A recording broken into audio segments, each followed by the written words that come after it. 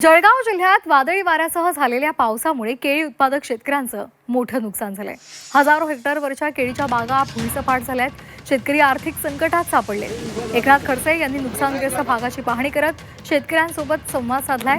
महाराष्ट्र सरकारनं मध्य प्रदेशच्या धर्तीवर प्रत्येक हेक्टर 2,20,000 रुपयांची भरपाई द्यावी अशी मागणी त्यांनी केली। या संदर्भात एकनाथ खडसे यांच्याशी संवाद साधलेला आहे आमचे प्रतिनिधी वाल्मिक जोशी यांनी।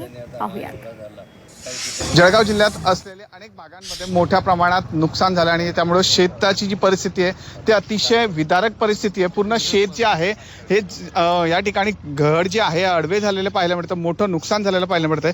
यासाठी राष्ट्रवादीचे ज्येष्ठ नेते एकनाथराव खडसे या दौऱ्याची पाहणी करताना पाहायला मिळतात। या ठिकाणी शेतकऱ्यांशी संवाद देखील साधतात, शेतकऱ्यांच्या बांधावर जाऊन त्यांच्याशी बातचीत करतात।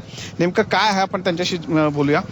काय सांगणार हो की या ठिकाणी मोठ्या प्रमाणात नुकसान झालेलं आहे? जळगाव जिल्ह्यातील रावेर मुक्ताईनगर या तालुक्यांमध्ये केळीची फार मोठ्या प्रमाणावर हानी झाली। हजारो हेक्टर जमिनीवरची केळी नष्ट झाली।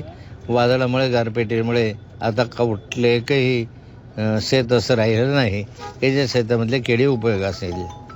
आता यामध्ये ही केळी नष्ट झाल्यामुळे शेतकऱ्यांसमोर फार मोठा प्रश्न आहे। एक तर ही केळी जी आहे ती एक्सपोर्ट क्वालिटीची होती, फार मोठ्या प्रमाणावर 30-35-40 किलोपर्यंत याचा घड आज निघाला असता आणि अशा स्थितीत भावही बरं आहे। अशा नुकसान त्याच्यामुळे झालेलं आहे। विधान परिषद निवडणुकांमध्ये व्यस्त असल्यामुळे अजून तरी सरकारला जाग आलेली नाही।